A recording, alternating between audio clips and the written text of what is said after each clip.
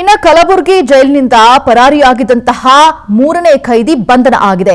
ಫೋಕ್ಸೋ ಪ್ರಕರಣದಲ್ಲಿ ಜೈಲು ಶಿಕ್ಷೆಗೆ ಒಳಗಾಗಿದ್ದಂತಹ ಮಸ್ತಾನ್ ಬಂಧನ ಆಗಿರುವಂತದ್ದು. ಬಸವ ಕಲ್ಯಾಣದ ಇಸ್ಲಾಂಪುರ ಗ್ರಾಮದ ಮಸ್ತಾನ್ ಕಮಲಾಪುರೆ ಬಂಧನ ಆಗಿದೆ ಅನ್ನುವಂತಹ ಮಾಹಿತಿ ಲಭ್ಯ ಆಗ್ತಾ ಇದೆ. ಜುಲೈ 14ರಂದು ಕಲಬುರಗಿ ಸೆಂಟ್ರಲ್ ಜೈಲಿನಿಂದ ಈತ ಪರಾರಿ ಆಗಿದ್ದ ಈ ಖೈದಿ. 3 ಖೈದಿಗಳನ್ನು ಕೂಡ ಬಂಧಿಸುವಲ್ಲಿ ಬೀದರ್ ಪೊಲೀಸರು ಯಶಸ್ವಿಯಾಗಿರ್ತಾರೆ. ಬಂಧಿತ ಆರೋಪಿಯನ್ನ ಕಲಬುರಗಿ ಪೊಲೀಸರಿಗೆ ಈಗ ಬೀದರ್ ಪೊಲೀಸರು ಒಪ್ಪಿಸಿದ್ದಾರೆ.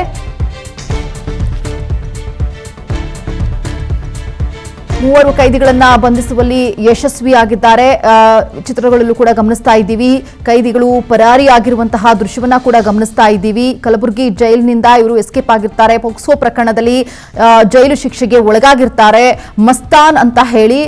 ಸುಮಾರು ಈ 3 ಕೂಡ ಅಲ್ಲಿಂದ ಎಸ್ಕೇಪ್ ಆಗಿರ್ತಾರೆ. ಬಟ್ ಈಗ ಸಿಕ್ಕಾಕೊಂಡಿದ್ದಾರೆ. ಕಲಬುರಗಿ ಪೊಲೀಸರಿಗೆ ಇದನ್ನು ಪೊಲೀಸರು ಒಪ್ಪಿಸಿದ್ದಾರೆ ಇವರನ್ನ. ಆ ದೃಶ್ಯವನ್ನ ಕೂಡ ನಾವು ಗಮನಿಸ್ತಾ ಇದ್ದೀವಿ. ಒಂದು ಕಡೆ ಅವರ ದೃಶ್ಯ, ಮತ್ತೊಂದು ಕಡೆ ಅವರು ಪರಾರಿಯಾಗಿ ಹೋಗ್ತಿರುವಂತಹ ಸಿಸಿ ಕ್ಯಾಮೆರಾದಲ್ಲಿ ಸೆರೆ ಆಗಿರುವಂತಹ ದೃಶ್ಯವನ್ನ ನೋಡ್ತಾ ಇದ್ದೀವಿ.